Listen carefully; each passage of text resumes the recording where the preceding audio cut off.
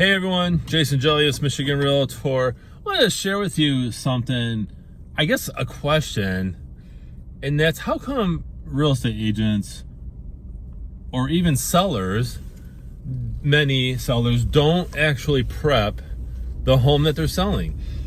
And you're probably wondering, well, what do you mean by that, Jason? Well, I just showed a house that needed to be cleaned big time. Cobwebs everywhere, coming from the light fixture down to the kitchen cabinets. We go in the basement and there's cobwebs everywhere. And I'm kind of a tall guy, but somebody who is even 5'5" would have hit these cobwebs. I mean, everywhere, like run a vacuum. And as we're walking through the basement, which by the way, I'm not gonna share the address or anything, so don't worry about it, but you know, we don't do that. We leave things confidential. But there's dead mice on the floor. I almost stepped on it. And it's a home in a nice area, but it needed work. They didn't clean it since 1980, probably.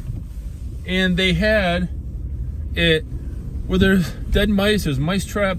Obviously the mice that died on the basement floor, just laying there right in the middle of the basement floor. I mean, obviously they didn't make it to the trap. They had a partial crawl space, right, which is crawl space attached to the basement, probably under the porch. They had that open so animals can get in easily. I couldn't believe it. Like, and I've seen a lot of nasty homes. I show very nice homes and I show nasty homes. I go everywhere. I help all kinds of buyers. But I'm just wondering, like, how is that allowed? How can a home seller put a house, which by the way, the house was on the market one day. It went on the market yesterday morning. So one day on the market, and you've got cobwebs, you got, dead mice on the floor, you got 70s or 80s shag carpeting, nasty stuff. If you're selling a home, clean it up, make it presentable. I don't care how much you're selling it for. It's funny because the agent put a note on the MLS that said diamond in the rough. And I think it was a rough in a diamond area because I could not imagine that house being a diamond. It was just a nasty home. And so it just goes back to the topic of this video, and that's take care of your home. Make sure that your home is presentable. It doesn't matter what the situation is. You're going through divorce, you lost your job and the bank's taking it back. Okay, whatever. You want to sell it for the most money, right? To help your situation. So at least vacuum. I couldn't believe this house. And I've seen so many houses.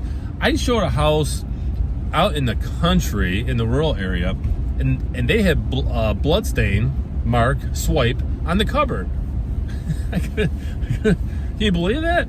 So anyway, just, if you're selling a home, like if you're the home seller, right, the homeowner, I mean, make sure your house is at least vacuumed. Clean up the cobwebs. It's that easy, right? I mean, it takes, 20 minutes to vacuum your average size house if you do it right.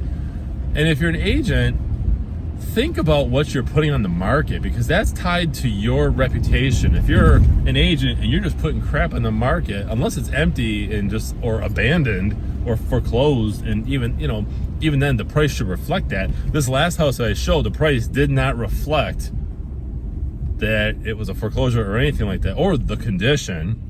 Okay, you should just be aware that you're not going to get top price if you don't do simple things like make your house presentable. So I don't know.